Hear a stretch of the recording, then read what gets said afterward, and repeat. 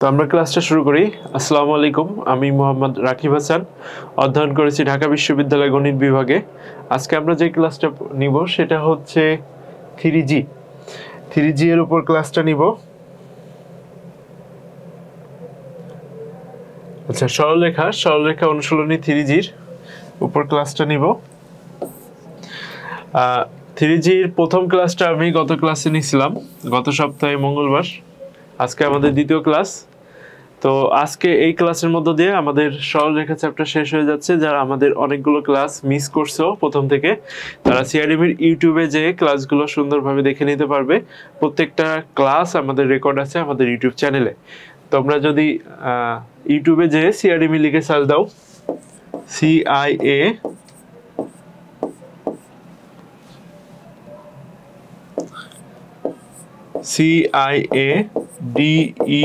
CIADEMY, ইউটিউবে যে সিআরডিবি লিখে সার্চ দাও, তাহলে আমাদের ইউটিউব চ্যানেলটি পাবে। সেখানে ম্যাথের যে প্লে লিস্ট আছে, সেখানে গেলে তোমরা সরলরেখার প্রত্যেকটা ক্লাস করতে পারবে। এছাড়াও তোমাদের জন্য একটা ঘোষণা দিয়ে রাখি, সেটা হচ্ছে অন্তরীকরণের ক্লাস শুরু হবে নেক্সট রবিবার থেকে আমরা অন্তরীকরণের ক্লাস শুরু করব। তো তোমরা সেভাবে প্রিপারেশন নাও। আমাদের প্রতি রবিবার এবং মঙ্গলবার সন্ধ্যা 7টায় ম্যাথের ক্লাস হয়।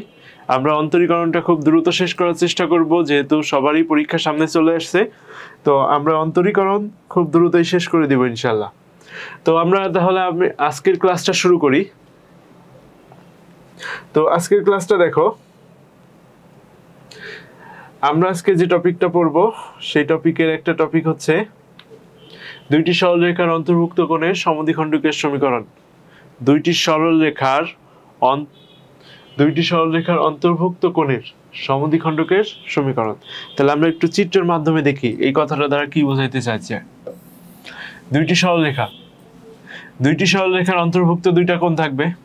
দেখো, এটা কি বিপ্রতীপ কোণ থাকবে। এখানে এই কোণ সমান থাকবে এবং এটা আর এটা কোণ সমান থাকবে। তাহলে দেখো, স্বভাবতই দুইটি সরলরেখা যদি লম্বভাবে ছেদ না করে, তাহলে এখানে টোটাল 4টা কোণ উৎপন্ন হয়।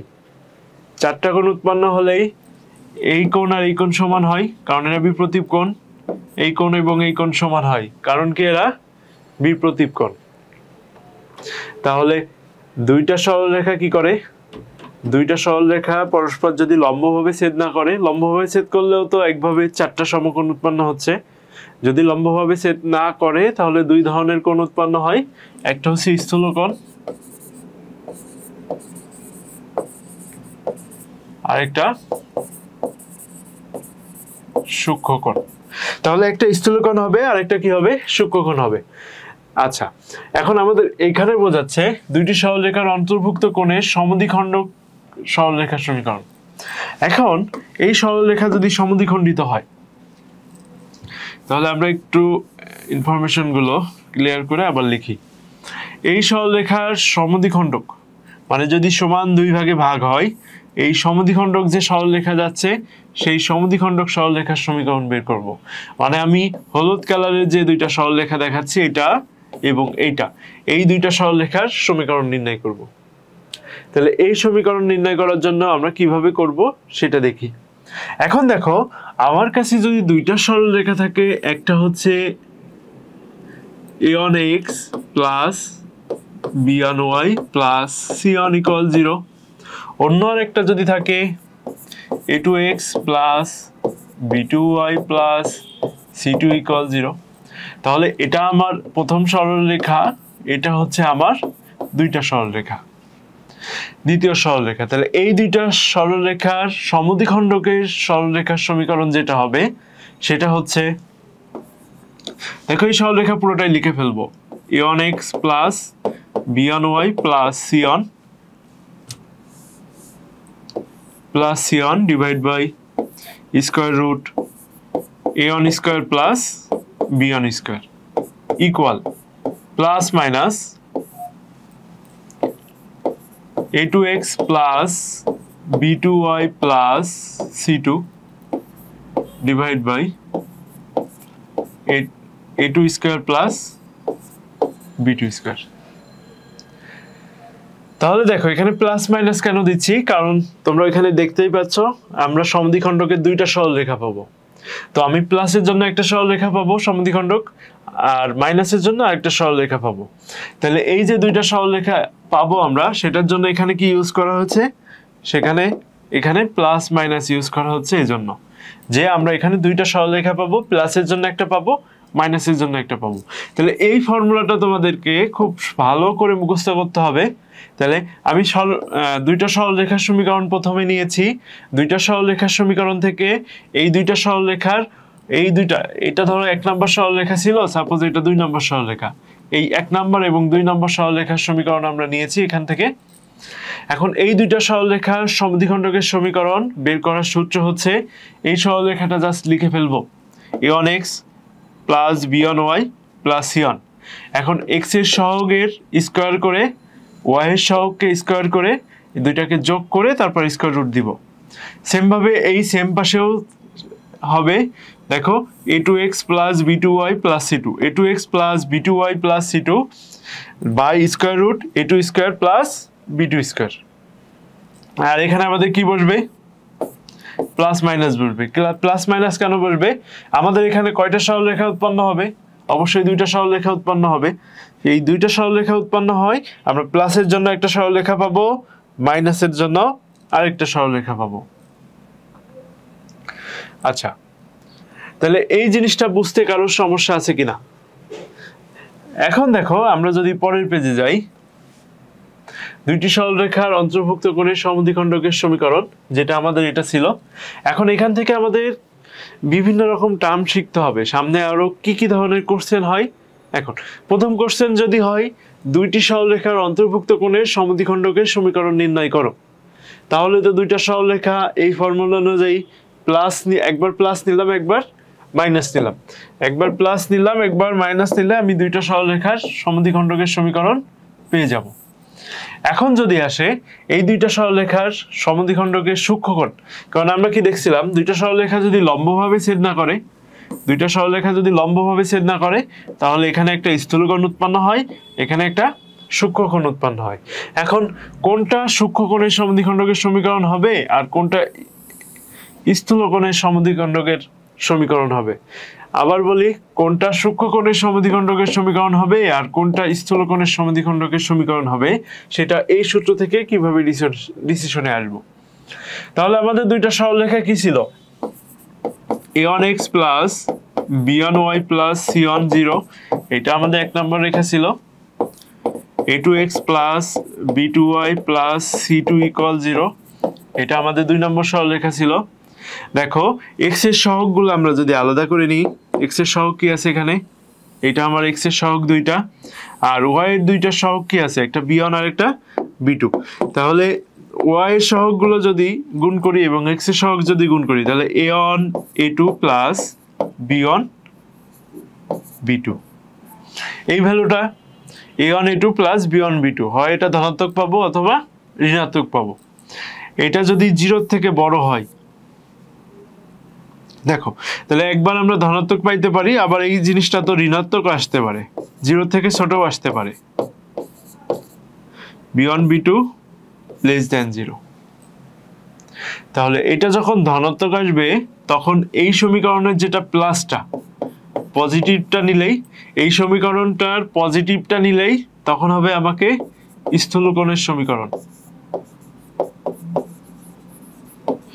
স্থূলকোণের সমদ্বিখণ্ডকের সমীকরণ। স্থূলকোণের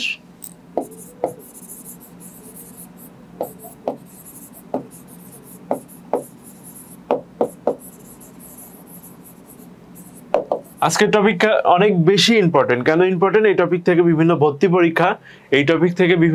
পরীক্ষা এবং তোমার হচ্ছে বোর্ড পরীক্ষায় অনেক বেশি কোশ্চেন আসে। বিশেষ করে ভর্তি পরীক্ষার জন্য এই টপিকটা খুবই ইম্পর্টেন্ট। তো একটু তোমরা মনোযোগ দিয়ে দেখো। তাহলে যেহেতু আমাদের পজিটিভটা স্থূলকোণের সমীকরণ হচ্ছে, সমদ্বিখণ্ডকের সমীকরণ হচ্ছে, মানে আমার পজিটিভটা এখন এখানে এইটা হচ্ছে, তাহলে নেগেটিভটা কি হবে, সেক্ষেত্রে নেগেটিভটা হবে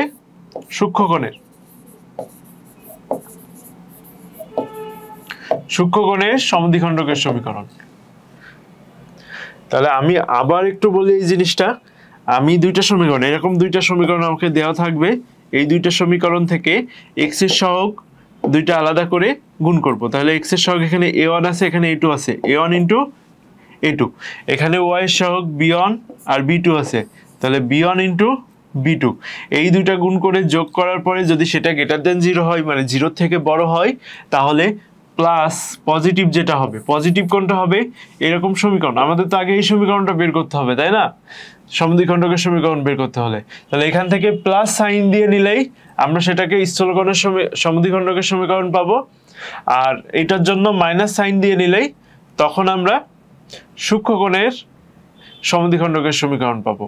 এখন যদি বিষয়টা তোমার এটা ধনাত্মক না হয়ে যদি ঋণাত্মক চলে আসে বা 0 থেকে ছোট চলে আসে, তখন 0 থেকে যখন ছোট থাকবে তখন নেগেটিভটা পাবো আমরা সূক্ষ্মকোণের সমদ্বিখণ্ডকের সমীকরণ, আর তখন হয়ে যাবে পজিটিভটা স্থূলকোণের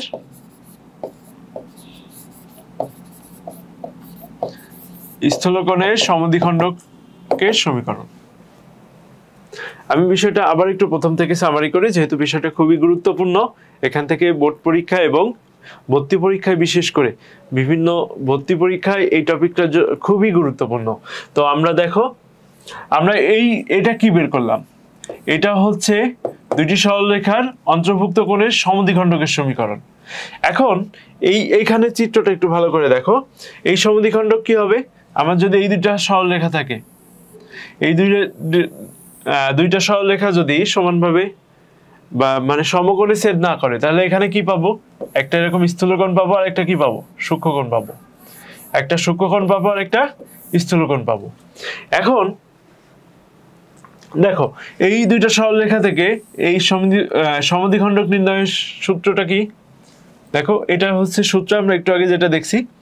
এখন এই সমীকরণ থেকে কিন্তু আমরা দুইটা রেখা পাই, একটা হচ্ছে এই রেখা পাই, একটা হচ্ছে স্থূলকোণের সমদ্বিখণ্ডকের সমীকরণ পাই, আর একটা সূক্ষ্মকোণের সমদ্বিখণ্ডকের সমীকরণ পাই। এখন স্থূলকোণের সমদ্বিখণ্ডকের সমীকরণ কোনটা বা সূক্ষ্মকোণের সমদ্বিখণ্ডকের সমীকরণ কোনটা হচ্ছে, সেটা আলাদা কিভাবে আমরা বের করতে পারি, সেটা আলাদাভাবে বের করার জন্য দেখো, এখানে এক্স এর সহগ, এক্স এর দুইটা যেহেতু আমার সমীকরণ থাকবে, সেখান থেকে এক্স এর সহগ দুইটা আলাদা করে নিয়ে আমি যদি গুণ করি, এবং ওয়াই এর সহগ দুইটা যদি আলাদা করে নিয়ে গুণ করি, এবং সেই দুইটা যদি যোগ করি, সেটা কি হবে, সেটা যদি গ্রেটার দেন 0 হয়। একটা জিনিস মনে রাখবা, যখন গ্রেটার দেন 0 হবে, মানে এই ভ্যালুটা সাপোজ +5 হলো বা +10 হলো, মানে সেটা 0 থেকে কি হয়ে গেল, বড় হয়ে গেল। এই ভ্যালুটা যখন 0 থেকে বড় হবে, তখন কি 0 থেকে বড় হচ্ছে মানে পজিটিভটা, এখানে পজিটিভ ভ্যালু হচ্ছে, তাহলে পজিটিভটা স্থূলকোণের সমদ্বিখণ্ডকের সমীকরণ। আর যখন 0 থেকে ছোট হচ্ছে নেগেটিভটা, তখন নেগেটিভটা কি হচ্ছে, নেগেটিভটা সরি এখানে একটু উল্টা হয়ে গেছে, তখন নেগেটিভটা হবে স্থূলকোণের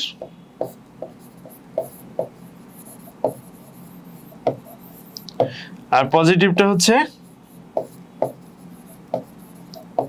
সূক্ষ্মকোণে। এটা ছোটটা হবে স্থূলকোণের, তখন নেগেটিভটা আর পজিটিভটা হয়ে যাবে সূক্ষ্মকোণের। আচ্ছা, এটা ছিল আমাদের সূক্ষ্মকোণ এবং স্থূলকোণের সমদ্বিখণ্ডকের সমীকরণ। এখন এখান থেকে আর যে ধরনের কোশ্চেন আসতে পারে সেটা হচ্ছে, দেখো এখান থেকে আর যে ধরনের কোশ্চেনের তোমরা সম্মুখীন হবা, সেটা হচ্ছে এই দুইটা সরলরেখা, এখানে তো দুইটা সরলরেখা পাওয়া যায়, একটা হচ্ছে পজিটিভের জন্য আর একটা নেগেটিভের জন্য। যখন পজিটিভের জন্য পাবো তখন সেটা কি হবে, যখন নেগেটিভের জন্য পাবো তখন সেটা নিয়ে কি হবে, তাই তো। তো এখন দেখো, এই দুইটা সরলরেখা যখন আমরা সমদ্বিখণ্ডক বের করব, সাপোজ একটা সমদ্বিখণ্ডক আর এই স্থূলকোণের সমদ্বিখণ্ডক এটা। এখন এই দুইটা সরলরেখার সমদ্বিখণ্ডকের মধ্যে কোন সমদ্বিখণ্ডকটা মূল বিন্দু দিয়ে যাচ্ছে বা কোন সমদ্বিখণ্ডকের উপর মূল বিন্দু অবস্থিত, সেটা কিভাবে পাবো। দেখো এখানে আবার দুইটা সরলরেখায় C1 C2 থাকবে, এই C1 এবং C2 যদি গ্রেটার দেন 0 হয়, C1 এবং C2 যদি গ্রেটার দেন 0 হয়, আর একটা হচ্ছে C1 C2 লেস দেন 0 হয়। এই গ্রেটার দেন 0 হলে তখন পজিটিভটা পজিটিভ নিয়ে এখানে প্লাসটা নিয়ে পজিটিভ নিয়ে মূল বিন্দুগামী সমীকরণ পাবো। মূল বিন্দুগামী মূল বিন্দু এর মধ্যে যেটা যাবে সেটা হচ্ছে পজিটিভটা মূল বিন্দু। তাহলে এটা যখন গ্রেটার দ্যান 0 হবে তাহলে এখানে পজিটিভ নিলে আমরা যে সমীকরণটা পাবো সেই সমীকরণটা মূল বিন্দু দিয়ে পাস করবে।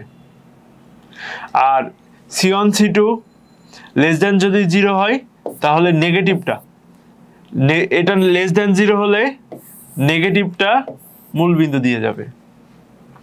আমার মনে হয় তোমরা বুঝতে পারছো। তো আমরা এখন একটু ম্যাথ দেখি। তোমাদের বুঝতে সমস্যা আছে কিনা একটু আমাকে জানাও তো। আচ্ছা, মনির আমি তো বলছে ভাইয়া কেমন আছেন? জি ভাইয়া অনেক ভালো আছি। তোমাদের এই পর্যন্ত যেগুলো পড়ালাম সেগুলো বুঝতে কোথাও সমস্যা আছে কিনা আমাকে একটু জানাও।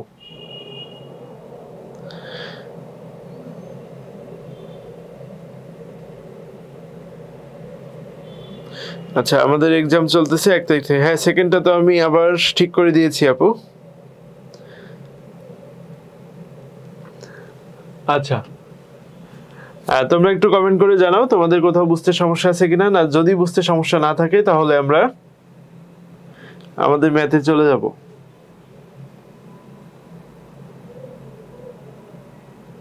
মনির আমি তো বলছে ভাইয়া ক্লিয়ার।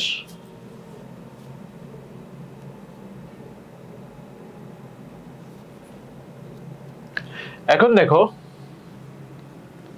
আমাদের এখানে দুইটা কি দেওয়া আছে, দুইটা সরলরেখার সমীকরণ দেওয়া আছে। এই দুইটা সরলরেখার সমীকরণ থেকে কি বের করতে হবে? স্থূলকোণের সমদ্বিখণ্ডকের সমীকরণ বের করতে হবে। স্থূলকোণের সমদ্বিখণ্ডকের রাবি ইসলাম ক্লিয়ার। আচ্ছা, তাহলে আমরা এই ম্যাথটা দেখি। দেখো 4y - 3x = 3 এবং 3y - 4x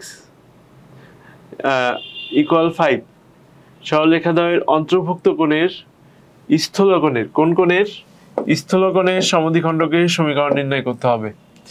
স্থূলকোণের সমদ্বিখণ্ডক রেখার সমীকরণ নির্ণয় করতে হবে। তাহলে আমরা সরলরেখা দুইটা একটু লিখি এবং সাজাই লিখি। আগে x লিখি, তাহলে -3x + 4y, 3টা যদি ওই পাশে নিয়ে যাই -3 = 0। এটা 1 নম্বর রেখা থেকে লিখলাম। 2 নম্বর রেখা কি লিখবো? -4x + 3y -5 = 0। এটা কয় নম্বর রেখা? 2 নম্বর রেখা। এখন এই 2 নম্বর রেখা থেকে সমদ্বিখণ্ডকের সমীকরণ লেখার নিয়ম কি? একটু আগে আমরা যে সূত্র ব্যবহার করলাম সেই সূত্র থেকে দেখি। তাহলে প্রথমে যে সমীকরণটা আছে সমীকরণটা পুরোটাই লিখে ফেলতে হবে।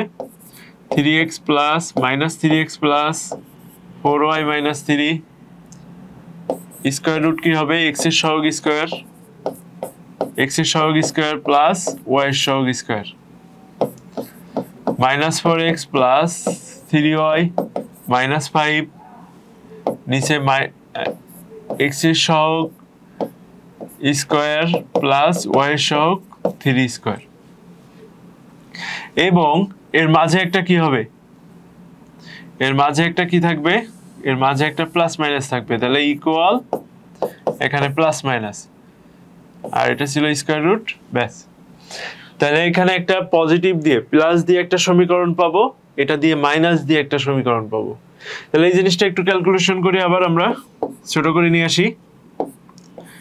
-3x + 4y - 3, এটা 9 + 16, 9 + 16 হচ্ছে কত? 25। 25 কে রুট করলে কত হবে? 5 ইকুয়াল প্লাস মাইনাস এখানে কত হবে? নিচেও সেম হবে। দেখো 16 + 9 25, 25 কে রুট করলে 5 হয়। উপরে থাকে -4x + 3y - 5। এখন যদি উভয় পক্ষে 5 দ্বারা গুণ করে দিই তাহলে কি পাবো? -3x + 4y - 3 equal plus minus -4x + 3y - 5। এখন দেখো, এখন আমার ডিসিশনে আসতে হবে। এখন কিভাবে ডিসিশনে আসতে হবে সেটা আমি একটু আগে দেখালাম, আবারও দেখাচ্ছি। এখন যেভাবে ডিসিশনে আসতে হবে সেটা হলো, দেখো এখানে এক্স এর সহগ দুইটা, এখানে a1 a2 plus b1 b2। X এর সহগ হচ্ছে এটা a1, এটা হচ্ছে a2, এটা b1, এটা b2।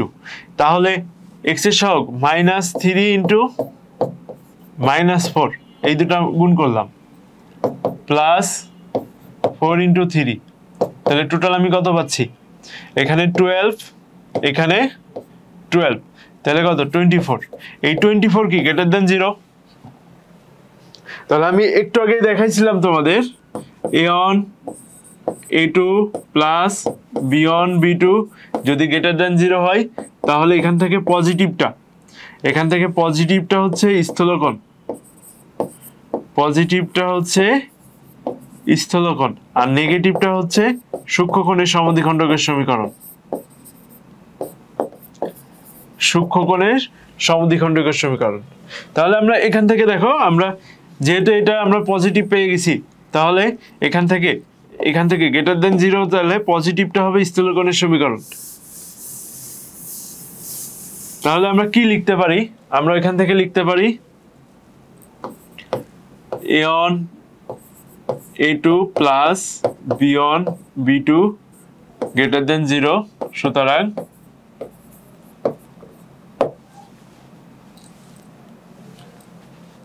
এটাকে আমরা একটা সমীকরণ নাম্বার দিই, এটা 1 নাম্বার, 3 নাম্বার।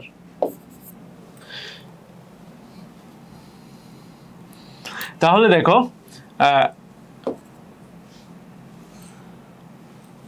সুতরাং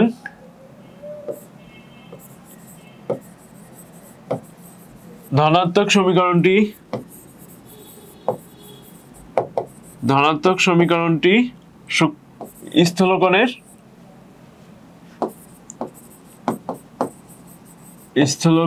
সমদ্বিখণ্ডক।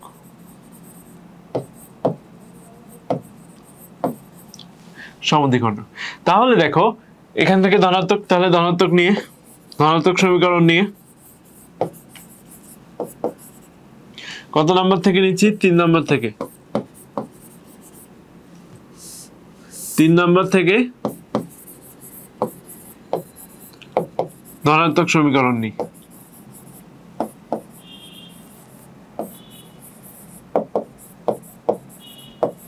তাহলে কি পাবো আমরা? -3x প্লাস 4y -3 ইকুয়াল, তাহলে এখানে প্লাস নিলে তো আর এখানে সাইন কোনোটাই চেঞ্জ হচ্ছে না, যা আছে তাই থেকে যাচ্ছে। তাহলে -4x plus 3y -5, -3x plus 4x plus 4y -3y, সবগুলো এক পাশে করছি, তাহলে এটা 4x এই পাশে মাইনাস ছিল, এই পাশে আসলে প্লাস হয়ে গেল। এটা 3x প্লাস ছিল, এই পাশে আসলে মাইনাস হয়ে গেল। এখানে আছে +3 প্লাস 5 ইকুয়াল 0। তাহলে এখান থেকে কি পাচ্ছি আমরা? x, এখান থেকে কি পাচ্ছি? x প্লাস y, আচ্ছা এখানে -3 ছিল, সরি এটা -3 ছিল আর এটা +5, তাহলে কি পাচ্ছি? x plus y plus 2 equal 0। এটা কিসের সমীকরণ পাইলাম? এটা হচ্ছে আমার স্থূলকোণের সমদ্বিখণ্ডকের সমীকরণ। এটা হচ্ছে স্থূলকোণের সমদ্বিখণ্ডকের সমীকরণ। আচ্ছা মনিরা মিতু, তোমার হচ্ছে x - y কেন আসে আপু? আচ্ছা তোমরা যারা আমার আগে শেষ করছো তাদের দেখো আমার সাথে অ্যান্সারটা মিলে কিনা। x plus y plus 2 equal 0, x plus y plus 2 equal 0।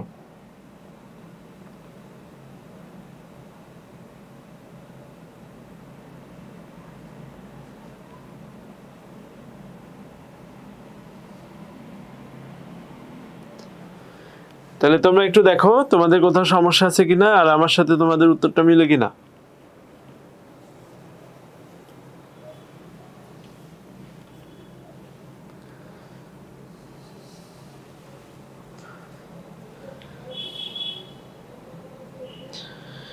আচ্ছা, জান্নাতুল জেমি শরীফ আহমদ শিহাবকে মেনশন করছে, ধন্যবাদ আপু মেনশন করার জন্য।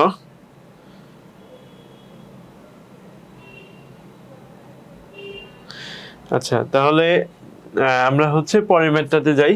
এরপরে কোন ম্যাথ আছে? তোমরা একটু কমেন্ট করো, কমেন্ট করে জানাও যে তোমাদের হচ্ছে বুঝতে সমস্যা হচ্ছে কিনা। তোমরা কমেন্ট যত ভালো রেসপন্স করবে ক্লাসটা তত ইন্টারেক্টিভ হবে। তোমাদের কোথাও সমস্যা থাকলে সেটা আমি বলে দিতে পারবো, বা তোমরা যদি বুঝেও থাকো সেটা তোমরা কমেন্ট করে জানাও যে ভাইয়া বুঝছি, তাহলে তো আমি বুঝতে পারবো যে না আমি যেটা যেভাবে পড়াচ্ছি সেটা ঠিক আছে। তো তোমরা একটু বেশি বেশি কমেন্ট করো, কমেন্ট করে জানাও তোমাদের কোথাও বুঝতে সমস্যা হচ্ছে কিনা আর ক্লাসটা বোঝা যাচ্ছে কিনা। পাশাপাশি তোমরা তোমাদের বন্ধুদেরকে মেনশন দিয়ে দাও এবং ভিডিওটা তোমাদের গ্রুপে শেয়ার দিয়ে দাও যাতে সবাই ক্লাসটা করার সুযোগ পায়। দেখো, অন্তর্গত কোণের সমদ্বিখণ্ডকে এক্স অক্ষের সাথে সূক্ষ্মকোণ উৎপন্ন করে। আচ্ছা, এক্স অক্ষের সাথে সূক্ষ্মকোণ উৎপন্ন করে তার ঢাল নির্ণয় করো। রেখাদ্বয়ের অন্তর্গত কোণের যে সমদ্বিখণ্ডক এক্স অক্ষের সাথে সূক্ষ্মকোণ উৎপন্ন করে তার ঢাল নির্ণয় করো। রেখাদ্বয়ের অন্তর্গত সমদ্বিখণ্ডক এক্স অক্ষের সাথে কি উৎপন্ন করে? এক্স অক্ষের সাথে সূক্ষ্মকোণ উৎপন্ন করে তার সমীকরণ নির্ণয় করো। তাহলে এই দুইটা সরলরেখার অন্তর্ভুক্ত কোণের সমীকরণটা আমরা আগে নির্ণয় করি। অন্তর্ভুক্ত কোণের সমীকরণ কি হবে? প্রথম রেখা, এখানে দ্বিতীয় রেখা, এখানে একটা প্লাস মাইনাস থাকবে। তাহলে প্রথম রেখা লিখি আমরা 3x - 4y + 12 square root 3 square plus -4 square. তাহলে সমীকরণটা হবে, তারপর x এর সহগ নিয়ে স্কয়ার করতে হবে প্লাস y এর সহগ নিয়ে স্কয়ার করতে হবে, টোটালটা স্কয়ার রুট দিতে হবে। এই পাশে কি আছে আমার? 8x plus 15y - 12 square root 8 square plus 15 square. এখন দেখি কি পাবো আমরা? 3x - 4y + 12। এখান থেকে কি পাবো? দেখো 3 স্কয়ার হচ্ছে 9 আর 4 স্কয়ার কি হবে? 3 স্কয়ার 9 প্লাস 4 স্কয়ার, 4 স্কয়ার হচ্ছে 16, 9 প্লাস 16 25, 25 কে রুট করলে কত হয়? 5 হয়। 8x plus 15 - 12। এখন দেখি 8 স্কয়ার কত আসে? 64, আর 15 স্কয়ার কত আসে? 225। এই দুটো সাম করি আমরা, এই দুটো সাম করলে হয় 9 289। দেখো 289 কে যদি আমরা আবার রুট করি তাহলে কত পাবো? পাবো হচ্ছে 17। আমরা 289 কে যদি রুট করি তাহলে কত পাবো? আমরা পেয়ে যাব 17। আচ্ছা, আতিকুর রহমান আলভি, অসংখ্য ধন্যবাদ ভাইয়া, তোমার বন্ধুদেরকে তুমি মেনশন করে দিয়েছো। তাহলে এখানে আমরা কত পাচ্ছি? এখানে পাচ্ছি 289 কে যদি আমরা আবার রুট করি তাহলে কি পেয়ে যাব? আমরা পেয়ে যাব হচ্ছে 17। তাহলে এটা কত আসলো আমার? এখানে 17 আসলো। এখন দেখো এখানে সূক্ষ্মকোণ উৎপন্ন করে সেটা বের করতে হবে আমাদের। এখন আমরা a1 a2 plus b1 b2, তাহলে a1 a2 x এর সহগ কোনটা আছে? 3, x এর সহগ 8, 3 × 8 প্লাস b1 b2 -4 15 -4 15 হচ্ছে কি? এটা হচ্ছে 24 - 60। 24 - 60 কত হবে? 36 -36। এটা কি লেস দ্যান 0? লেস দ্যান যদি 0 হয় তখন আমরা কি বলছিলাম? লেস দ্যান 0 হলে পজিটিভটা হবে সূক্ষ্মকোণ, আর নেগেটিভটা হবে স্থূলকোণ। যেহেতু এটা লেস দেন 0 হয়ে গেছে, লেস দেন 0 হয়ে গেলে তাহলে নেগেটিভ এখান থেকে, তাহলে লেস দেন 0, সুতরাং ঋণাত্মক সমীকরণটা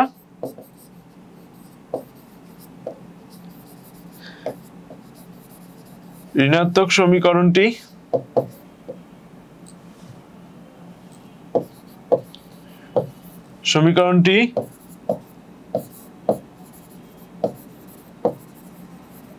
সূক্ষ্মকোণের সমদ্বিখণ্ডক।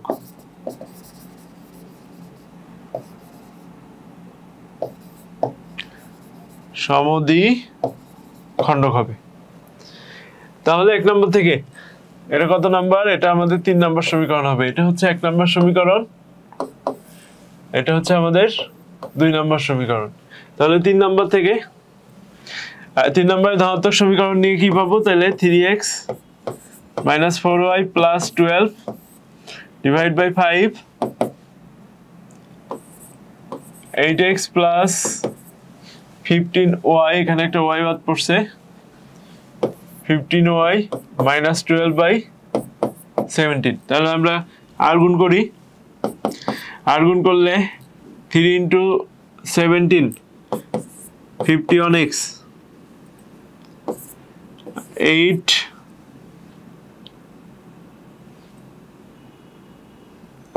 68, তাহলে -68y প্লাস 12 × 17, আমরা একটু ক্যালকুলেটরে দেখে নিই 12 × 17 কত আসে। 12 × 17 204, 204 ইকুয়াল 5 × 3 40, 40x, 5 × 15 75y -60। তাহলে এখান থেকে কত পাবো আমরা?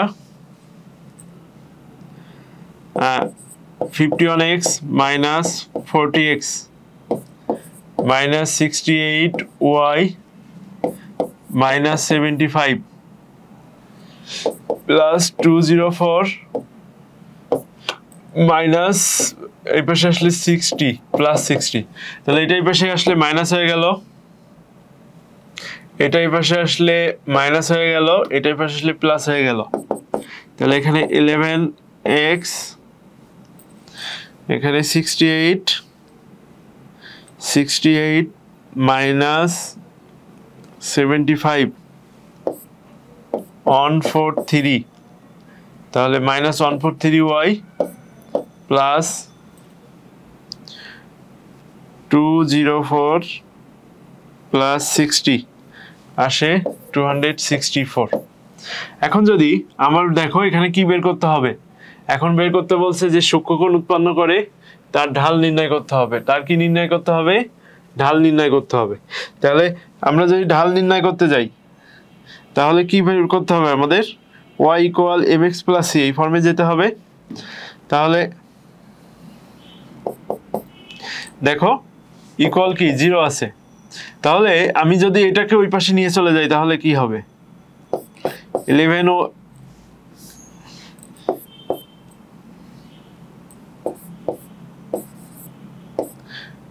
11x এই পাশে থেকে গেল প্লাস 264 থাকলো ইকুয়াল, এটা ওই পাশে চলে গেলে প্লাস হয়ে যাবে 143y।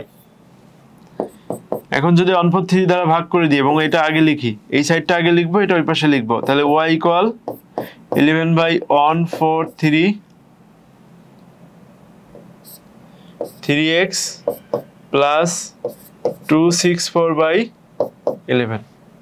তাহলে এই সমীকরণকে আমরা কিসের সাথে তুলনা করব? এই সমীকরণকে তুলনা করব y = mx + c এর সাথে।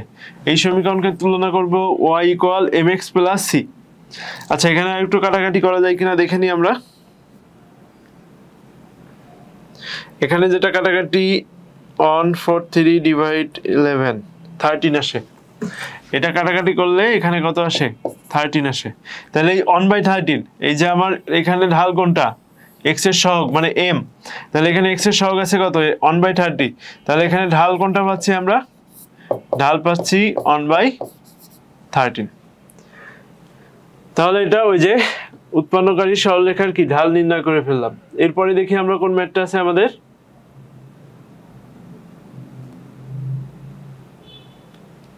এত বিন্দুটি এত এবং এত সরলরেখাদ্বয়ের অন্তর্ভুক্ত কোণের একটি সমদ্বিখণ্ডকের উপর অবস্থিত।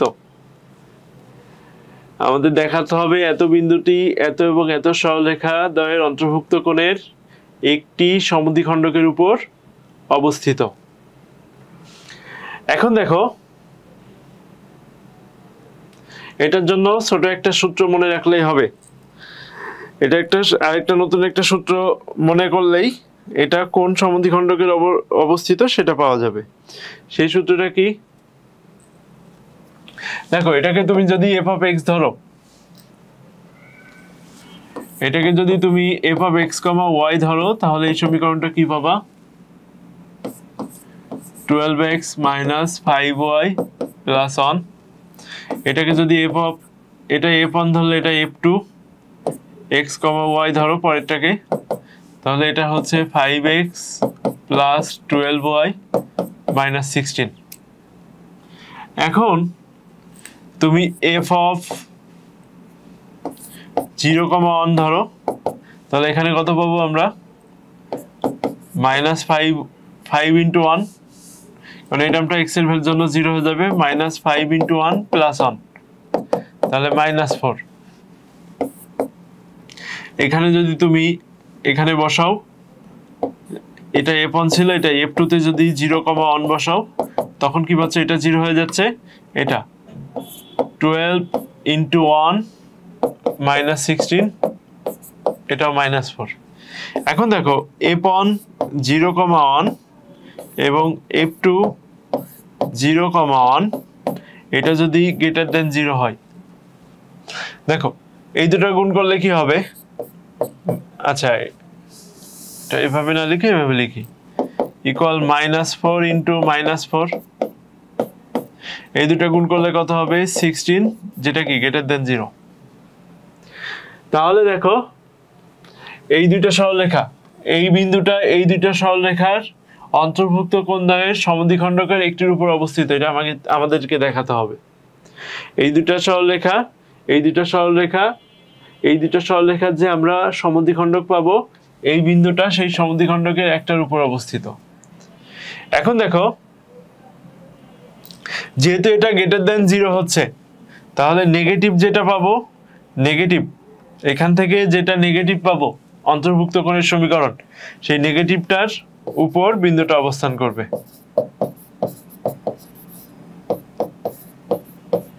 ওই 0, 1 বিন্দুটি অবস্থান করবে।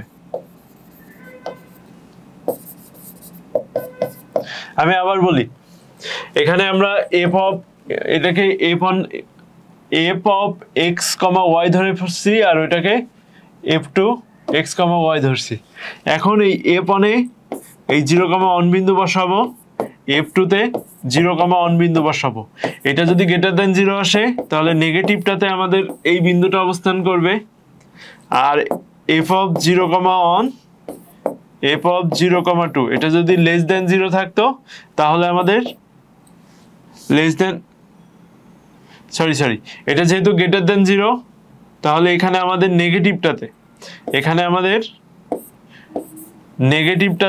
নেগেটিভটাতে হচ্ছে আমাদের এই বিন্দু অবস্থান করবে। আর এটা যদি গ্রেটার দেন 0 হয়, লেস দেন 0 হয়, তাহলে পজিটিভটাতে আমাদের ওই বিন্দুটা অবস্থান করবে। তাহলে আমরা এখান থেকে কনক্লুশনে একটা চলে আসছি, যেহেতু এই ভ্যালুটা গ্রেটার দেন 0, তাহলে আমাদের নেগেটিভের উপর ওই বিন্দু অবস্থান করবে। এখন তাহলে আমরা ওই বিন্দুর, এটা তো আমাদের 1 নম্বর রেখা, আর এটা আমাদের 2 নম্বর রেখা। এখন 1 এবং 2 নম্বর রেখা থেকে, 1 নম্বর এবং 2 নম্বর রেখা থেকে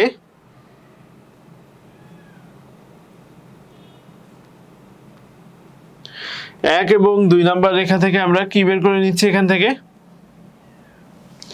1 এবং 2 নম্বর রেখা থেকে আমরা সমদ্বিখণ্ডকের সমীকরণটা আগে প্রথমে বের করি। তাহলে সমদ্বিখণ্ডকের সমীকরণ কি হবে? 12x minus 5y plus 1 divided by square root 12 square plus minus 5 square plus minus 5x plus 12 হয় minus 16 square root 5 square plus 12 square. দেখো 5 স্কয়ার হয় 12 স্কয়ার হয় হচ্ছে 144, 5 স্কয়ার হয় হচ্ছে 25, রুটটা মিলে হয় 169। 169 কে যদি রুট করা হয় তাহলে কত পাওয়া যায়? 13। তাহলে নিচে এটাকে থাকবে 13, এখানেও থাকবে 13, উপরে কি থাকছে আমাদের? উপরে থাকছে 12x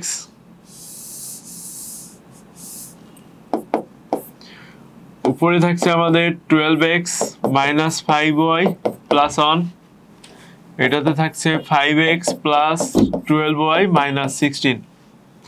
ওই আর এখানে কি আছে? একটা প্লাস মাইনাস আছে, প্লাস মাইনাস। তাহলে উভয় পক্ষ যদি 13 দ্বারা মাল্টিপ্লাই করি তাহলে আমরা কি পাবো? 12x minus 5y plus 1 equal plus minus 5x plus 12y minus 16। এখন দেখো আমরা কোনটা নিব? তাহলে নেগেটিভটা, যেহেতু এটা গ্রেটার দেন 0 ভ্যালু পাইছি, তাহলে এখান থেকে নেগেটিভটা নিলেই আমরা এই বিন্দুটা ওই সমীকরণে অবস্থান করবে। তাহলে নেগেটিভ নিয়ে, নেগেটিভ সমীকরণ নিয়ে, তাহলে নেগেটিভ মান নিয়ে, নেগেটিভ মান নিয়ে তাহলে কি পাবো এখান থেকে?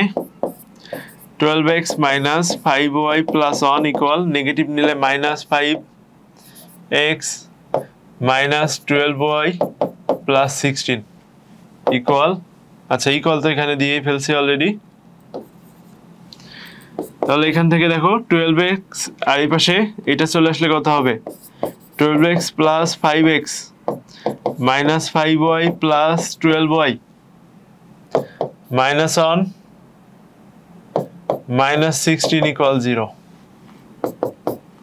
তাহলে এটা কত হবে দেখো? এটা হবে হচ্ছে 17x minus 7y, 17x minus 7y না 8y, 17x plus 8y minus 17 equal 0। তাহলে এটা আমরা কিসের সমীকরণ পেলাম? এটা পেলাম কিসের সমীকরণ? এটা পেলাম এই যে এই বিন্দু দিয়ে যাই, এই বিন্দু দিয়ে যাই সেই সমদ্বিখণ্ডকের সমীকরণ, ওই বিন্দু দিয়ে যাই এরূপ সমদ্বিখণ্ডকের সমীকরণ।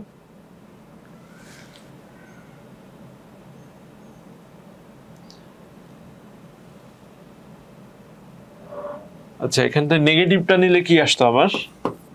পজিটিভটা নিলে 12x মাইনাস 5y প্লাস 1,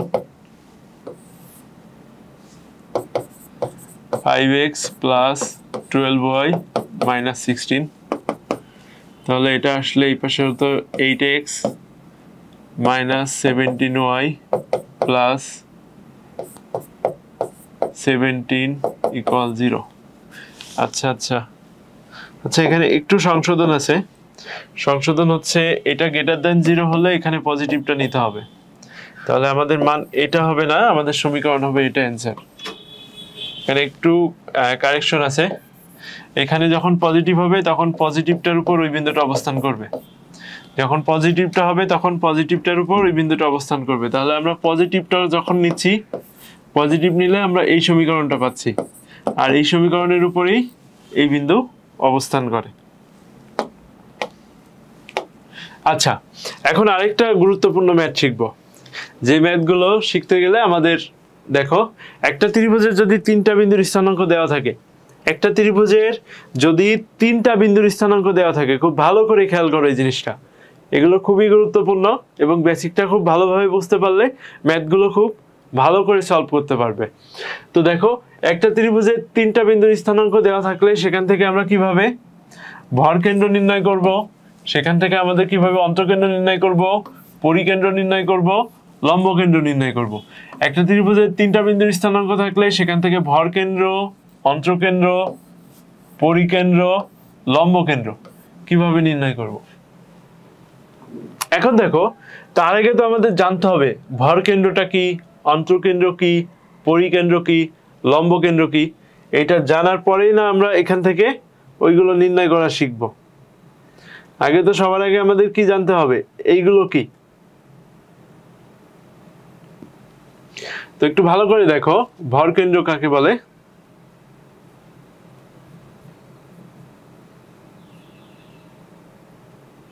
আর ভর কেন্দ্রের ম্যাথ কিন্তু আমরা সরলরেখার একেবারে প্রথম দিকে করছি। তো ভর কেন্দ্রটা কি, কোন ত্রিভুজের যদি মধ্যমাগুলো কোন ত্রিভুজের মধ্যমাগুলো যে বিন্দুতে ছেদ করে সেটা হচ্ছে, এটা হচ্ছে ভর কেন্দ্র। কোন ত্রিভুজের মধ্যমাগুলো যে বিন্দুতে ছেদ করে সেটাকে কি বলা হয়, ভর কেন্দ্র। এই ত্রিভুজের যদি এই বিন্দুর স্থানাঙ্ক x1 y1 হয়, এই বিন্দুর স্থানাঙ্ক যদি x2 y2 হয়, এই বিন্দুর স্থানাঙ্ক যদি x3 y3 হয়, তাহলে ভর কেন্দ্রের স্থানাঙ্ক যদি আমরা ধরি, g of x, y, তাহলে এই g of x, y বের করার ফর্মুলা আমরা একেবারে এই প্রথম দিকে এই ফর্মুলাটা শিখে আসছি, মনে আছে কিনা দেখো।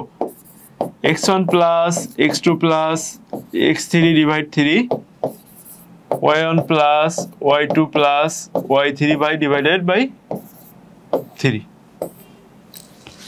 এটা কি ছিল আমাদের ত্রিভুজের ভর কেন্দ্র কি এবং ভর কেন্দ্র নির্ণয়ের সূত্র। আমার যদি ত্রিভুজের তিনটা বিন্দুর স্থানাঙ্ক দেয়া থাকে সেখান থেকে আমি কিভাবে ভর কেন্দ্র নির্ণয় করতে পারবো। তো সবার আগে আমরা একটু আরেকবার রিপিট করি, ভর কেন্দ্রটা কি। ভর কেন্দ্র হচ্ছে কোন ত্রিভুজের মধ্যমাগুলো, তো কোন ত্রিভুজের মধ্যমাগুলো যে বিন্দুতে মিলিত হয়, সেই বিন্দুকে আমরা কি বলি, সেটাই হচ্ছে ভর কেন্দ্র। ত্রিভুজের মধ্যমাগুলো যে বিন্দুতে মিলিত হয়, এটার জন্য কি জড়িত, এটার জন্য মধ্যমা জড়িত। ত্রিভুজের মধ্যমাগুলো যে বিন্দুতে নির্ণয় করা হয়, মিলিত হয়, সেটা হচ্ছে আমার ভর কেন্দ্র। তো এই ভর কেন্দ্র নির্ণয় সূত্র আমরা সরলরেখার একেবারে প্রথম দিকে পড়ছি, কিন্তু আজকে আমরা যেটা শিখব সেটা হচ্ছে একটা ত্রিভুজের অন্তঃকেন্দ্র নির্ণয়ের ফর্মুলা। তো একটা ত্রিভুজের অন্তঃকেন্দ্র কি এবং অন্তঃকেন্দ্র কিভাবে নির্ণয় করতে হয় সেটা শিখব। একটা ত্রিভুজের অন্তঃকেন্দ্র কি এবং অন্তঃকেন্দ্র কিভাবে নির্ণয় করতে হয় সেটা শিখব। তো ত্রিভুজের কোণগুলোর সমদ্বিখণ্ডক যে বিন্দুতে মিলিত হয়, তাহলে এখানে অন্তঃকেন্দ্রের ক্ষেত্রে আমার প্রধান জানার বিষয়, এখানে তো মধ্যমাগুলো যে বিন্দুতে মিলিত হয়, আর ত্রিভুজের কোণগুলোর সমদ্বিখণ্ডক যে বিন্দুতে মিলিত হয় সেটা কি আমার, সেটাই হচ্ছে অন্তঃকেন্দ্র। তাহলে এখানে এইগুলো কি, কোণের সমদ্বিখণ্ডক,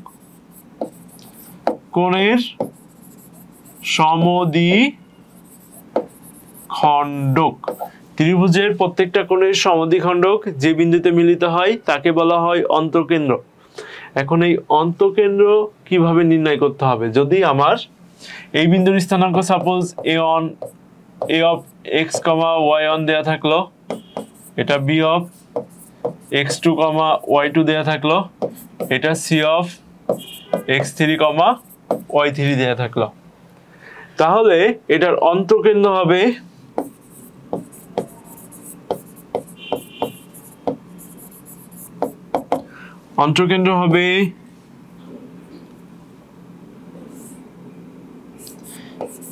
ax1 plus by1 plus c,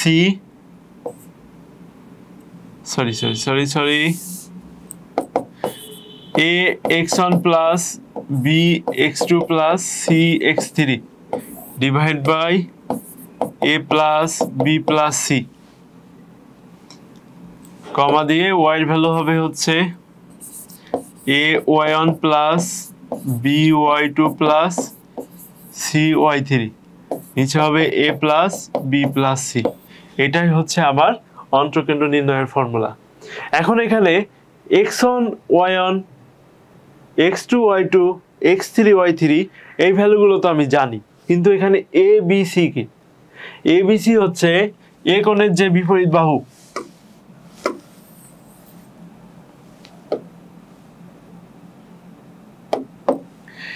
এ কোণের যে বিপরীত বাহু, এ কোণের বিপরীত বাহু হচ্ছে স্মল এ, বি কোণের বিপরীত বাহু হচ্ছে স্মল বি, সি কোণের বিপরীত বাহু হচ্ছে স্মল সি। তাহলে এই বিসি বাহুর দৈর্ঘ্য হচ্ছে এ, এবি বাহুর দৈর্ঘ্য হচ্ছে সি এবং এসি বাহুর দৈর্ঘ্য হচ্ছে বি। তাহলে দেখো আমি আবার প্রথম থেকে একটু রিপিট করি। রিপিট করা হচ্ছে অন্তঃকেন্দ্র কি এই জিনিসটা আগে বলি। অন্তঃকেন্দ্র হচ্ছে কোন ত্রিভুজের সব কয়টা কোণের সমদ্বিখণ্ডক যে বিন্দুতে মিলিত হয় তাকে অন্তঃকেন্দ্র বলা হয়। অন্তঃকেন্দ্র নির্ণয় করার জন্য ত্রিভুজের তিনটা স্থানাঙ্ক, এ বিন্দুর স্থানাঙ্ক যদি x1 y1 হয়, বি বিন্দুর স্থানাঙ্ক যদি x2 y2 হয় এবং সি বিন্দুর স্থানাঙ্ক যদি x3 y3 হয়, তাহলে এর অন্তঃকেন্দ্রের স্থানাঙ্ক হবে ax1 bx2 cx3 by a plus b plus c, ay1 plus by2 plus cy3, নিচে a plus b plus c। এখন দেখো এখানে সবকিছুই জানি কিন্তু abc কি জানি না। abc হচ্ছে কি, abc তিনটা হচ্ছে বাহুর দৈর্ঘ্য, বাহুর এই ত্রিভুজের তিনটা বাহুর দৈর্ঘ্য। তাহলে এ কোণ যেটা থাকবে তার বিপরীত বাহু হচ্ছে এ বাহু, স্মল এ বাহু। বি কোণ যেটা থাকবে সেটার বিপরীত বাহু হচ্ছে স্মল বি বাহু। সি কোণ যেটা থাকবে তার বিপরীত বাহু হচ্ছে স্মল সি বাহু। এখন দেখো তাহলে আমরা অন্তঃকেন্দ্র শিখলাম, ভর কেন্দ্র শিখলাম, পরিকেন্দ্র কি হবে এবং লম্ব কেন্দ্র কি হবে। পরিকেন্দ্র কি হবে এবং লম্ব কেন্দ্র কি হবে। পরিকেন্দ্র হচ্ছে একটা বৃত্তের ভিতরে যদি একটা ত্রিভুজ অবস্থান করে সেই বৃত্তের কেন্দ্রকে আমরা কি বলি, পরিকেন্দ্র। একটা বৃত্তের ভিতরে যদি একটা ত্রিভুজ অবস্থান করে সেই বৃত্তের কেন্দ্রকে কি বলি আমরা, পরিকেন্দ্র। তাহলে এখান থেকে দেখো এটা যদি এ বিন্দু হয়, এটা যদি বি বিন্দু হয়, এটা যদি সি বিন্দু হয়, এ থেকে বি এর এই দূরত্বটা, এটা ব্যাসার্ধ, এটা একটা ব্যাসার্ধ হবে, এটা একটা ব্যাসার্ধ হবে, এই ব্যাসার্ধগুলো সমান হয়। তাহলে পরিকেন্দ্র কি, কোন ত্রিভুজ যদি একটা বৃত্তের মধ্যে অবস্থান করে সেই বৃত্তের কেন্দ্রটাই হচ্ছে পরিকেন্দ্র। এখন গুরুত্বপূর্ণ যেটা, লম্ব কেন্দ্র কি। কোন ত্রিভুজের একটি শীর্ষ থেকে তার বিপরীত বাহুর উপর লম্ব ড্র করলে যেটা হয়, এই লম্বগুলো যে বিন্দুতে মিলিত হয় সেটা হচ্ছে লম্ব কেন্দ্র। কোন ত্রিভুজের একটা শীর্ষ থেকে তার বিপরীত বাহুর উপর লম্ব ড্র করলে, এখন আমি যদি এটা এ বাহু নিই, এটা যদি বি বাহু নিই, এটা যদি সি বাহু নিই, কোন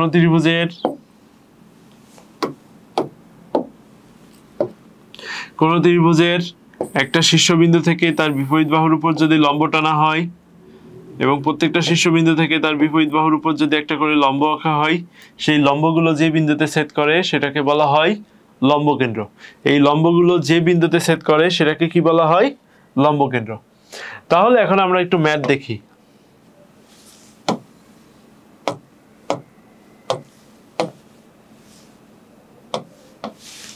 দেখো এখানে কি আছে, 10-এর 2 নম্বর ম্যাথ। আমরা অক্ষরপত্র বইটা ফলো করতেছি, তোমরা যে কোনো বইয়ে এই সেম টাইপেরই ম্যাথই পাবে।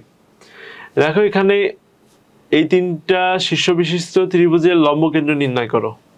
এই তিনটা শীর্ষবিন্দু বিশিষ্ট একটা ত্রিভুজ, সেই ত্রিভুজের কি নির্ণয় করতে হবে, লম্ব কেন্দ্র নির্ণয় করতে হবে। সাপোজ আমার বিষয়টা এমন যদি থাকে,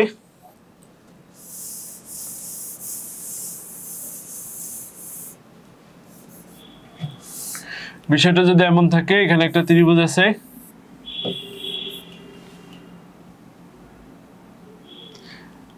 আচ্ছা তার একটা বিন্দু হচ্ছে 0 0, আরেকটা বিন্দু কি আছে, আরেকটা বিন্দু হচ্ছে -1,3, আরেকটা বিন্দু হচ্ছে -22, -11। এই তিনটা ত্রিভুজের তিনটা শীর্ষবিন্দু আছে। এখন ত্রিভুজের লম্ব কেন্দ্র নির্ণয় করতে হবে। মানে আমার এই বাহু থেকে, এই শীর্ষ থেকে এই বাহুর উপর যদি লম্ব টানি, এই শীর্ষ থেকে এই বাহুর উপর যদি লম্ব টানি, এই শীর্ষ থেকে এই বাহুর উপর যদি লম্ব টানি, তারা যে বিন্দুতে ছেদ করবে সেটাই কি আমার লম্বকেন্দ্র। তারা যে বিন্দুতে ছেদ করবে সেটাই হচ্ছে আমার লম্বকেন্দ্র। তাহলে এখানে আমি এই বিন্দু থেকে এর উপর লম্ব টানলাম, এই বিন্দু থেকে এর উপর লম্ব টানলাম, তারা যে বিন্দুতে ছেদ করবে সেটাই হচ্ছে তার কি লম্বকেন্দ্র। তাহলে আমি এই লম্বকেন্দ্র যদি এম ধরি, এই লম্বকেন্দ্র যদি এম ধরি, এম বিন্দুর স্থানাঙ্ক ধরে নিলাম আলফা কমা বিটা। এই এল বিন্দুর স্থানাঙ্ক কি ধরে নিলাম? এম বিন্দুর স্থানাঙ্ক। এখানে যেটা লম্বকেন্দ্র পাবো সেই লম্বকেন্দ্রটাকে আমরা কি ধরছি? লম্বকেন্দ্রটা ধরছি হচ্ছে আলফা বিটা।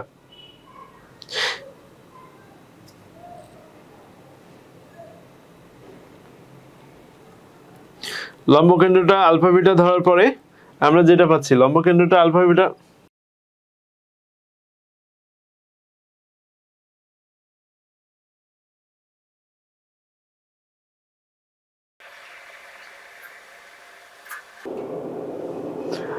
আচ্ছা, তাহলে লম্বকেন্দ্রটা আমরা আলফা বিটা ধরলাম।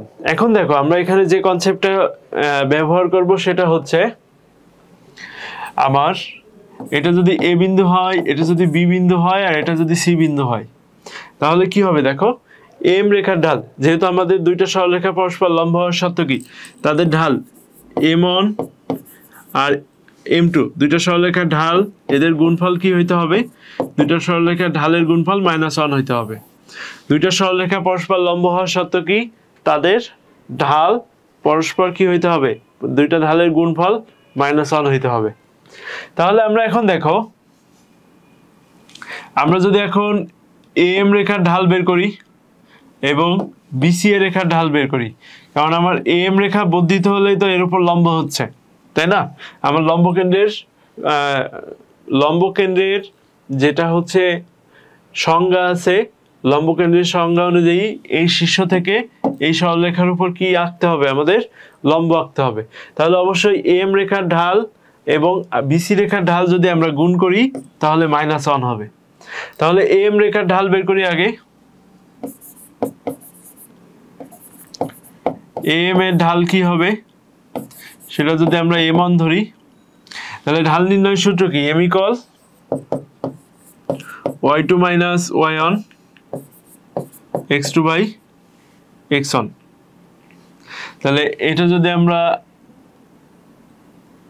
x2 y2 ধরি, তাহলে y2 - y1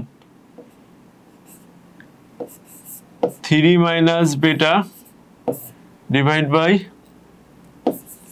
আলফা -1 হয়ে গেল। দ্বিতীয় হচ্ছে আমার বিসি রেখার ঢাল। বিসি এর ঢাল যদি আমরা m2 ধরি, তাহলে m2 কি আসবে? এটা হচ্ছে x1 y1, এটা x2 y2, তাহলে 0 + 11 হয়ে যাবে এবং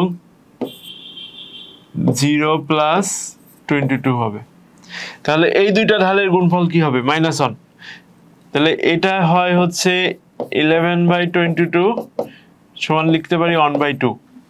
তাহলে এই m1 ইন্টু m2 সমান কি জানি আমরা? -1। তাহলে m1 এর ভ্যালু আমরা কি পাইছি? 3 - beta, আর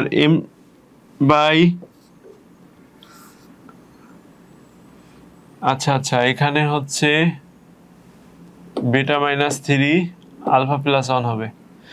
এটা একটু কারেকশন হবে।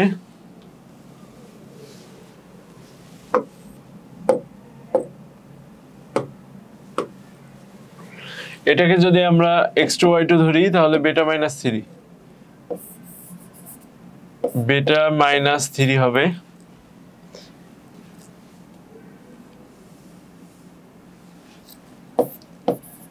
beta -3 alpha +1, beta -3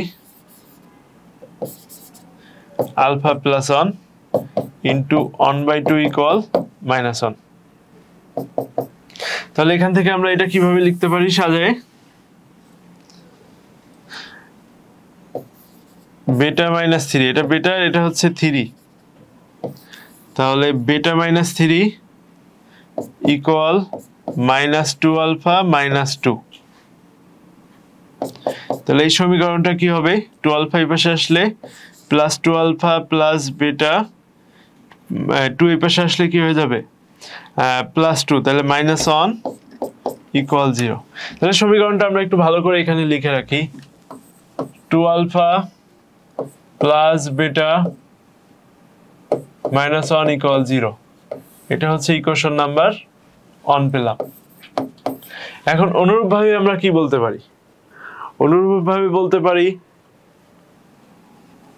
এই যে 0m রেখাটা কিসের উপর লম্ব, অনুরূপভাবে বলতে পারি আমরা,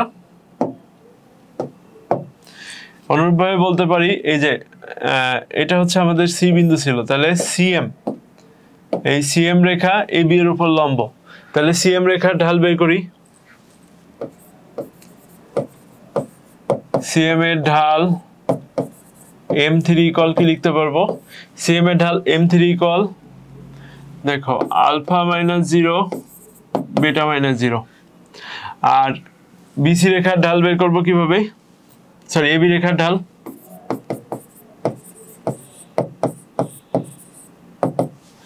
আচ্ছা এবি রেখার ঢাল হবে তখন, আচ্ছা আমরা এটা m4 ধরি, m4 সমান এবি রেখার ঢাল, এবি রেখার ঢাল তাহলে -1 প্লাস, আচ্ছা এখানে ভুল হচ্ছে কেন, এটা হবে হচ্ছে বিটা -0 আলফা -0, এটা হবে হচ্ছে -11 -3 -22 +1। তাহলে এটা সমান আমরা কি লিখতে পারবো, এটা হচ্ছে -14 -22, এটা কেটে গেল, এটা 7 দিয়ে ভাগ করলে 2, এটা 7 দিয়ে ভাগ করলে সরি এটা 21 3, তাহলে কি লিখতে পারি আমরা এখানে 2/3। তাহলে এই দুটো সরলরেখার ঢালের গুণফল কি হবে,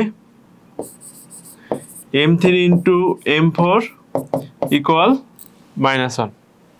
m3 এর ভ্যালুটা বসাই, m3 এর ভ্যালু হচ্ছে বিটা বাই আলফা, এটার ভ্যালু হচ্ছে 2/3 ইকুয়াল -1। তাহলে এখান থেকে আমরা কি পাচ্ছি, 2 বিটা ইকুয়াল -3 আলফা।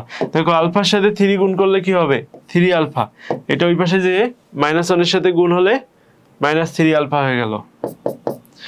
তাহলে এটা সবগুলো যদি এক পাশে নিয়ে এসে লিখি, অথবা এখান থেকে যদি আমরা বেটার ভ্যালুটা বের করে নিই, বেটা ইকুয়াল কি পাবো -3/2 আলফা।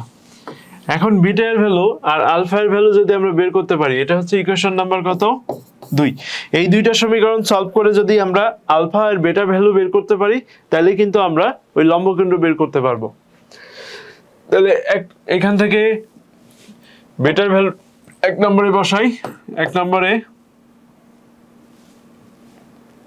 তাহলে 2 আলফা, এখানে যেহেতু মাইনাস আছে -3/2 আলফা -1 ইকুয়াল 0।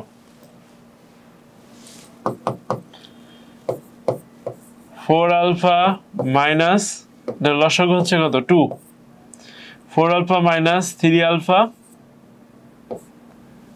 -2 ইকুয়াল 0। তাহলে 4 আলফা থেকে 3 আলফা বাদ দিলে কি হবে, আলফা -2, এই 2 এই পাশে গেলে 0 হয়ে গেল। তাহলে আলফা ইকুয়াল 2, আলফা ইকুয়াল 2 হলে বিটা ইকুয়াল কি পাবো 2 নাম্বার থেকে, 2 নম্বরে বিটা ইকুয়াল -3/2 × 2, 2 কেটে গেল, বিটা ইকুয়াল -3। তাহলে আলফা কমা বিটা ইকুয়াল কি পাচ্ছি আমরা, alpha comma beta equal 2, -3। Alpha comma beta equal কি পাচ্ছি আমরা, আলফা কমা বিটা ইকুয়াল 2, -3 পাচ্ছি। তাহলে এটা আমাদের কিসের সমীকরণ ছিল, এটা ছিল হচ্ছে লম্বকেন্দ্র বের করার সময়, লম্বকেন্দ্র কিভাবে বের করতে হবে, এটা হচ্ছে লম্বকেন্দ্র, এটাই সেই লম্বকেন্দ্র। তাহলে লম্বকেন্দ্র বের করার ক্ষেত্রে আমরা দুইটা সরলরেখা লম্ব হওয়ার যে কনসেপ্ট সেটা ব্যবহার করতেছি। আচ্ছা সানজিদারিয়া বলছে কেমন আছেন, আলহামদুলিল্লাহ, কমেন্ট পড়ছেন, কমেন্ট পড়ছি। আচ্ছা দেখো এই টাইপের ম্যাথ সেম এখানে একটা আছে, জাস্ট একটু ঘোরায় দেওয়া। এবিসি ত্রিভুজের দুইটি শীর্ষবিন্দু যথাক্রমে এটা দেওয়া আছে এবং লম্বকেন্দ্র পি দেওয়া আছে। আমাদের লম্বকেন্দ্র দেওয়া আছে এবং দুইটা শীর্ষবিন্দু দেওয়া আছে। আমাদের তৃতীয় শীর্ষবিন্দু বের করতে হবে। দেখো কনসেপ্টটা কেমন হবে। সাপোজ এটা এ বিন্দু, এটা হচ্ছে বি বিন্দু। এ বিন্দুর স্থানাঙ্ক 6,1, বি বিন্দুর স্থানাঙ্ক হচ্ছে 1,6। আমার সি বিন্দুর স্থানাঙ্ক নির্ণয় করা লাগবে। আর এখানে কি দেওয়া আছে, আমার লম্বকেন্দ্র। এই লম্বকেন্দ্র পি বিন্দুর স্থানাঙ্ক পি অফ 3,2 দেওয়া আছে। আচ্ছা দেখো, তাহলে আগের ম্যাথটা এই ম্যাথটা সেম, জাস্ট আগে তিনটা স্থানাঙ্ক দেওয়া ছিল। এখানে যদি এটা আমরা আলফা কমা বিটা ধরি, তাহলে এই আলফা কমা বিটার ভ্যালু বের করতে হবে। আগের ম্যাথটা আর এই ম্যাথটা সেম, আগের ম্যাথটা এবং এই ম্যাথটা সেম ম্যাথ। শুধুমাত্র আমাদের কি করতে হবে, এখানে আগের ম্যাথটা আমরা এই যে এই পি বিন্দুর স্থানাঙ্ক নির্ণয় করতেছিলাম, আগের ম্যাথটাতে আমরা পি বিন্দুর স্থানাঙ্ক নির্ণয় করতেছিলাম, আর এই ম্যাথটাতে আমাদের পি বিন্দুটা দেওয়া আছে, মানে লম্বকেন্দ্রটা দেওয়া আছে। আমার সি বিন্দুর স্থানাঙ্ক নির্ণয় করতে হবে। তাহলে কনসেপ্ট কিন্তু ভাই সেম, তোমাদের কনসেপ্টটা একেবারেই সেম, জাস্ট এই রেখার ঢাল নির্ণয় করবা, এপি রেখার, এবং বিসি রেখার ঢাল নির্ণয় করবা। এপি রেখার ঢাল যদি m1 হয় এবং বিসি রেখার ঢাল যদি m2 হয়, দুটা গুণ করলে আমাদের কি পাবো, আমরা -1 পাবো। সেখান থেকে আলফা কমা বিটা দিয়ে একটা সমীকরণ পাবা। আচ্ছা এটা একটু সুন্দর করে লিখি, হজরবলা হয়ে গেছে। C of alpha comma beta. দেখো আমি আবার বলি, আগে সেই সেম কনসেপ্ট। এপি রেখার ঢাল যদি m1 হয়, বিসি রেখার ঢাল যদি m2 হয়, তাহলে এই রেখাটা তো এর উপর লম্ব, তাহলে এই দুটার গুণফল কি হবে, -1। তাহলে এখানে আলফা কমা বিটা দিয়ে একটা সমীকরণ পাবা। আগের ম্যাথের মতো একেবারেই সেম ম্যাথ। আগের ম্যাথটা যদি তোমরা বুঝে থাকো তাহলে এটাও বুঝতে পারবে, আশা করি কোনো সমস্যা হবে না। দ্বিতীয় হচ্ছে, এখন সিপি রেখার ঢাল নির্ণয়, যদি সিপি রেখার ঢাল যদি m3 হয় এবং এবি রেখার ঢাল যদি m4 হয়, দুইটার গুণফল -1 হবে। এখান থেকেও একটা আলফা বিটার মাধ্যমে আরেকটা সমীকরণ পাবা। দুইটা সমীকরণ সলভ করলেই তুমি আলফা কমা বিটার মান পাবা। আলফা কমা বিটার মানই হচ্ছে আমার সি বিন্দুর স্থানাঙ্ক। তো এটার যেটা কনসেপ্ট তোমাদেরকে বুঝাই দিয়েছি, এটা তোমাদের জন্য হোমওয়ার্ক থাকবে। তোমরা এই হোমওয়ার্কটা করে এখনই স্ক্রিনশট দিয়ে নাও ম্যাথটা। এটা হচ্ছে হোমওয়ার্ক করে আমাদের ফেসবুক পেজের মেসেজে অথবা আমাদের হোয়াটসঅ্যাপ যে নাম্বার আছে, দেখবো আমাদের পেজে হোয়াটসঅ্যাপ নাম্বার দেওয়া আছে, সেখান থেকে আমাদের হোয়াটসঅ্যাপ নাম্বারে পাঠিয়ে দিলে এটা আমি চেক করে দিব। এখন দেখো আমরা পরের যে ম্যাথটা করব, যেহেতু সেম টাইপের ম্যাথ, এটা তোমাদের জন্য হোমওয়ার্ক থাকলো। আচ্ছা, ত্রিভুজের কোণ সমূহের অন্তদ্বিখণ্ডক নির্ণয় করো এবং দেখাও যে তারা সমবিন্দু। এখন তোমাদের কাছে কোশ্চেন হলো, কোণের অন্তদ্বিখণ্ডক এটা কি? কোণের অন্তদ্বিখণ্ডক হচ্ছে কোণকে সমান দুই ভাগে ভাগ করলাম। সমান দুই ভাগে ভাগ করার ফলে যে রেখাগুলো পাবো, সাপোজ এখানে আমার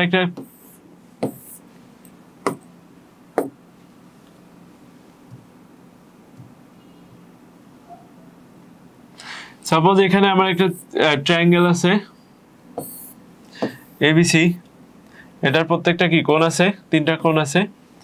এই তিনটা কোণের সমদ্বিখণ্ডক, এই তিনটা কোণের সমদ্বিখণ্ডক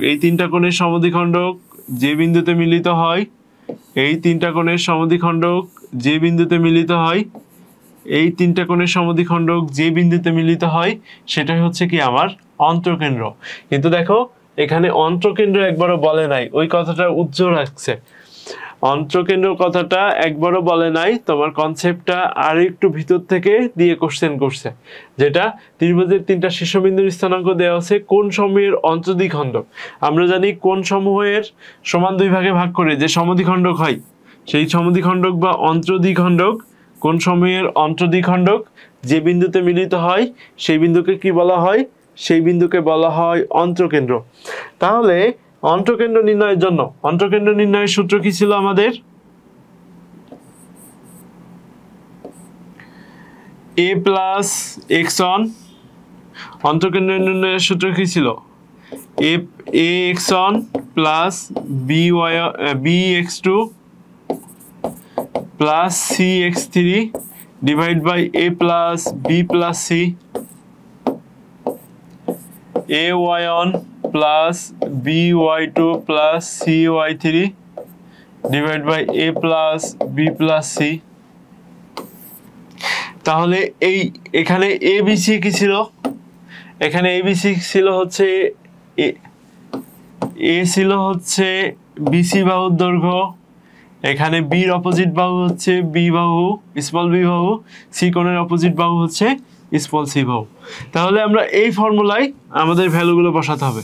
তাহলে সবার আগে আমরা ওই ফর্মুলাটা একটু করতে গেলে আমার কিসের ভ্যালু লাগবে? a b এবং c, that is small a small b এবং স্মল c এর ভ্যালু লাগবে। তাহলে আমাদের প্রথম যদি স্থানাঙ্ক 0 0 হয় a বিন্দু, এটা যদি b বিন্দু ধরি, b বিন্দুর স্থানাঙ্ক কত আছে? 0,3। আর এটা যদি c বিন্দু ধরি, এটা কত আছে? 4,0।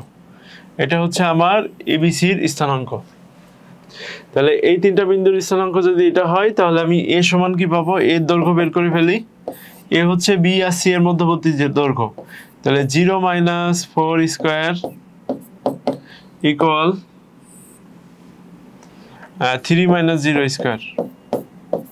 তাহলে এটা কত আসে? 16 + 9, 16 + 9 25, 25 কে যদি আমরা রুট করি তাহলে কত পাবো? 5 পাবো। b এর স্থানাঙ্ক কিভাবে হবে? b বাহুর দৈর্ঘ্য কিভাবে পাবো? এই দুটার মধ্যবর্তী দূরত্ব। তাহলে এই দুটার মধ্যবর্তী দূরত্ব হচ্ছে 4 - 0 square plus 0 - 0 square, that is 4। c বিন্দুর স্থানাঙ্ক কি পাবো? c বিন্দুর স্থানাঙ্ক হচ্ছে 0 - 0 স্কয়ার প্লাস 3 - 0 স্কয়ার, এটাকে স্কয়ার রুট করলে আমরা পাবো 3। তাহলে abc এর ভ্যালু পেয়ে গেছি। abc এর ভ্যালু পেয়ে গেছি। আমাদের ফর্মুলা কি এটার? a নির্ণয়ের, আমাদের অন্তঃকেন্দ্র নির্ণয়ের ফর্মুলা কি? অন্তঃকেন্দ্র নির্ণয়ের ফর্মুলা হচ্ছে ax1 plus by1 bx2 plus cx3 divide by a plus b plus c, ay1 plus by2 plus cy3 divide by a plus b plus c। এখন দেখো আমরা a plus b plus c এর value পাইলাম কত? 5 plus 3 plus 4, তাহলে 3 plus 4 plus 5 c b a তিনটার value পেয়ে গেলাম। আচ্ছা, এটা একটু সাজায় এভাবে না লিখে, উল্টাপাল্টা না লিখে 5 প্লাস 4 প্লাস 3, এখানে 5 ইন্টু x1, x1 কি আমার? 0 0, x2 কি?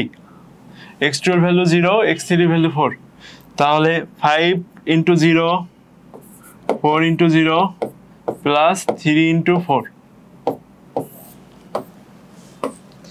এটা 5 প্লাস 4 প্লাস 3,